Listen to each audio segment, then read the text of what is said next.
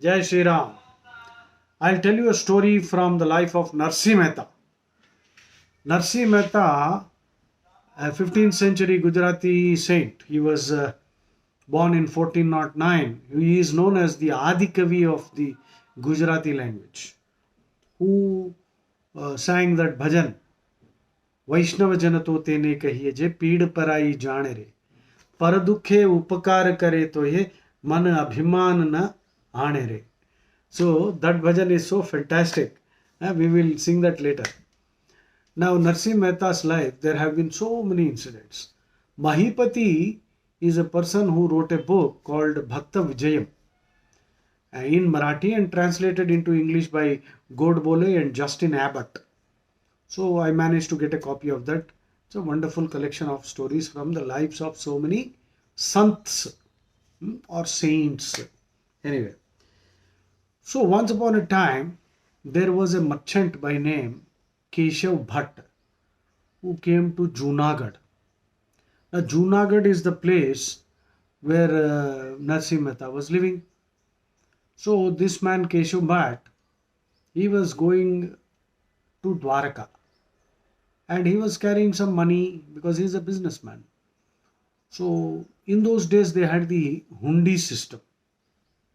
He was en route to Dwarka, he came to Junagadh and he went to the town square and he asked people, is there anybody here who can give me a check? That is the hundi.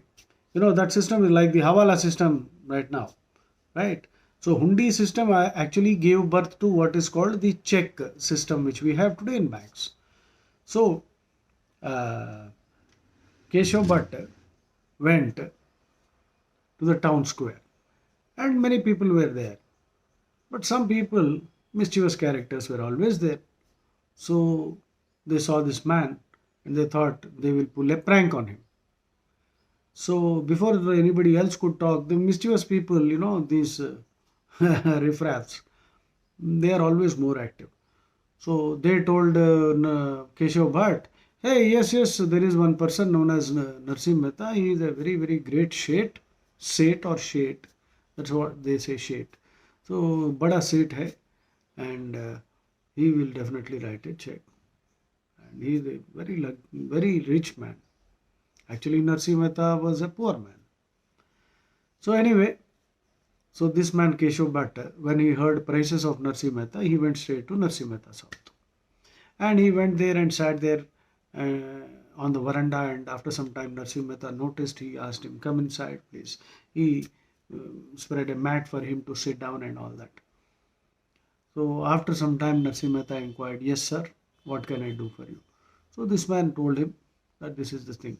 So Narsi Mehta said okay. He took the money and he wrote a letter now. He wrote a letter to Krishna. In this letter, Narsi Mehta was requesting Krishna to honor the check, and because this man, this businessman, now he is trusting me also, and so please don't smear my reputation.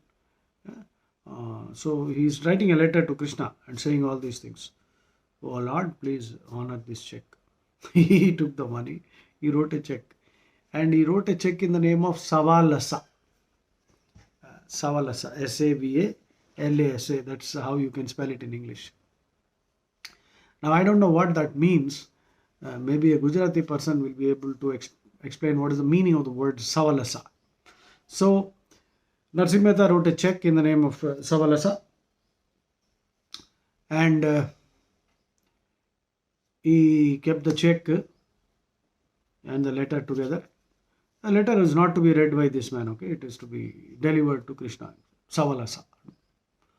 So Keshav Bhatt took that and he was just about to depart. In the meanwhile, Narsi Mehta offered him a glass of water, and before he could leave, Keshav Bhatt noticed something very unusual.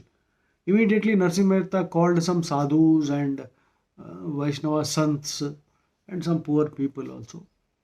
And the money that Keshav Bhatta was carrying was 700 rupees. So he deposited 700 rupees with Narsi Mehta. So Narsi Mehta took that 700 rupees, and in front of Keshav Bhatt himself, he invited sadhus, sons and poor people and distributed that 700 rupees.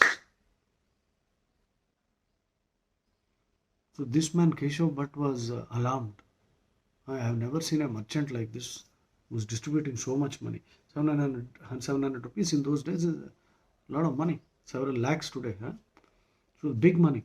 He distributed everything to all these sants, sadhus and poor people. And so Keshav Bhatt was perplexed. What is happening here? I've never seen a merchant like this. And so he was thinking, anyway, now that I've given it to him, I have to trust what the people also said. But in his mind, he was thinking, it is like butter you put into fire. Once you put butter into fire, Agni, you can't get it back. No? So similarly, perhaps once you give money to Krishna, it won't come back. So that's what this fellow was thinking. So finally, Keshav Bhatt left with a lot of doubts in his head. And he went away to Dwarka. He landed at Dwarka, went to the temple, had darshan and met the priest and asked, is there somebody by name? I want to meet Savalasa. The priest said, there's nobody like that. No Savalasa here. This man was shocked. Then he went around asking many people there, elderly people. No, we don't know, there is no Savalasa here. Now, Keshav Bhatt thought he had been defrauded. So he was sitting and holding his head. In the meanwhile, Krishna told Daruka is the charioteer of Krishna, and Uddhava and Akrura and Narada, all of them were coming along with Krishna in a big chariot. And Krishna nicely dressed like a merchant of that particular time period. And Krishna told all the three, Akrura, Uddhava and Narada. And he told Daruka, please take me to Junagadh there. And he told the others also, see, there is one of my devotees, Narsi Mehta.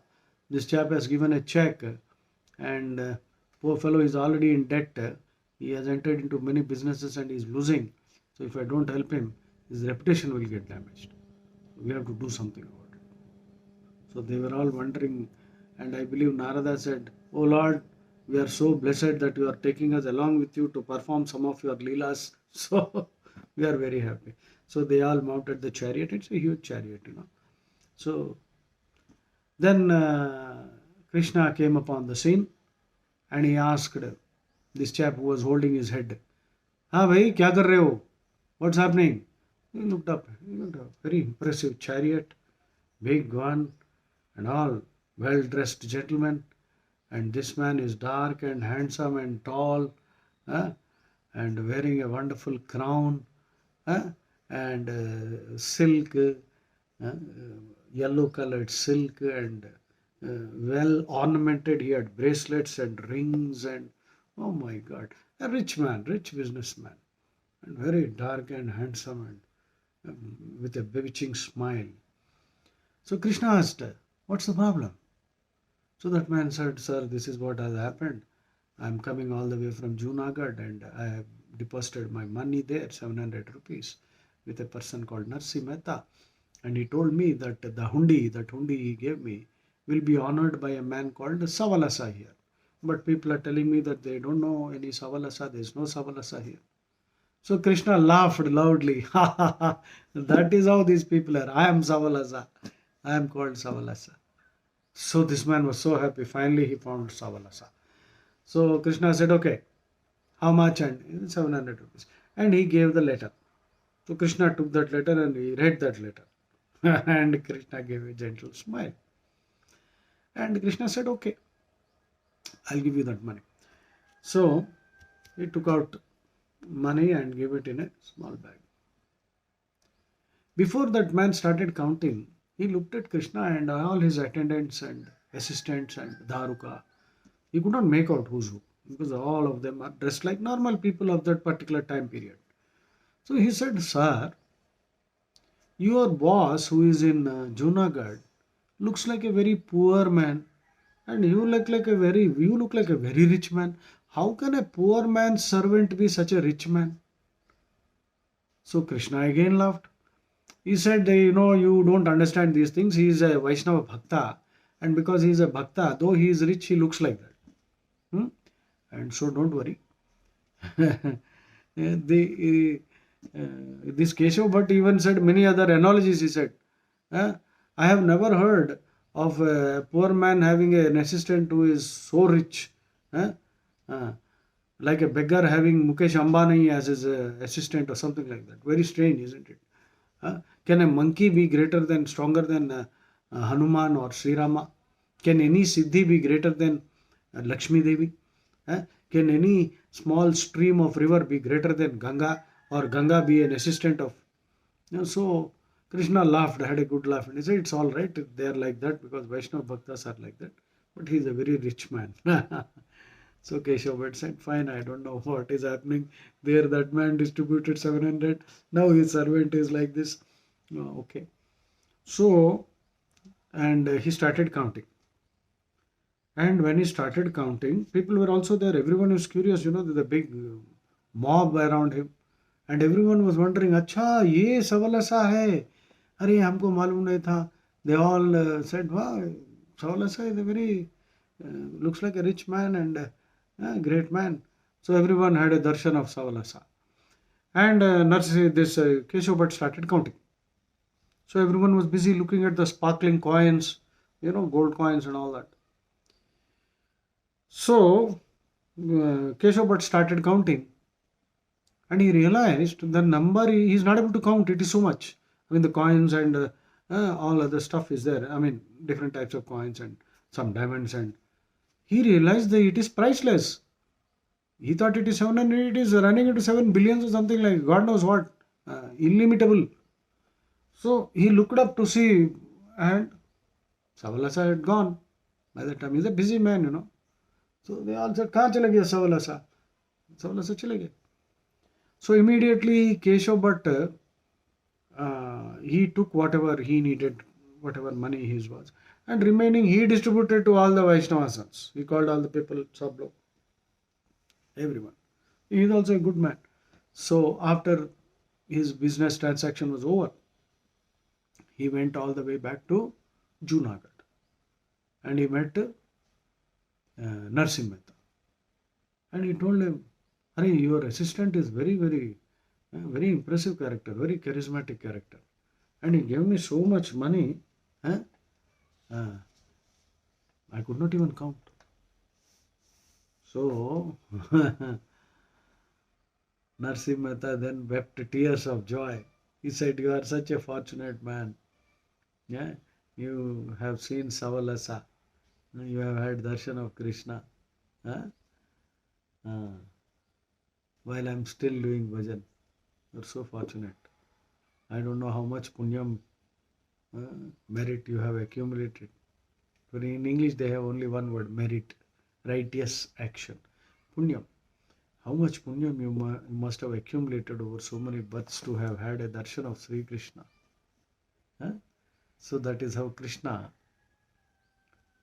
honored the check written by Narsi Mehta. Mahipati comments that, unless bad people are there, Krishna creates or sort of creates such situations where bad people will trouble good people in order that Krishna gets an opportunity to come and save them. So, if the crocodile had not caught the leg of Gajendra, then why would Vishnu have had to come on the Garuda Vahana and save Gajendra Moksha? So similarly, if Dushasana had not been stripping Draupadi, how would she have got so many saris and the anugraham of Sri Krishna? So on and so forth. Mahipati says something very interesting. I believe Krishna will deliberately provoke such people, such bad people, to do something like this, some harassment, so that he gets an opportunity to come and save his bhaktas. Hare Krishna. I hope you enjoyed the story.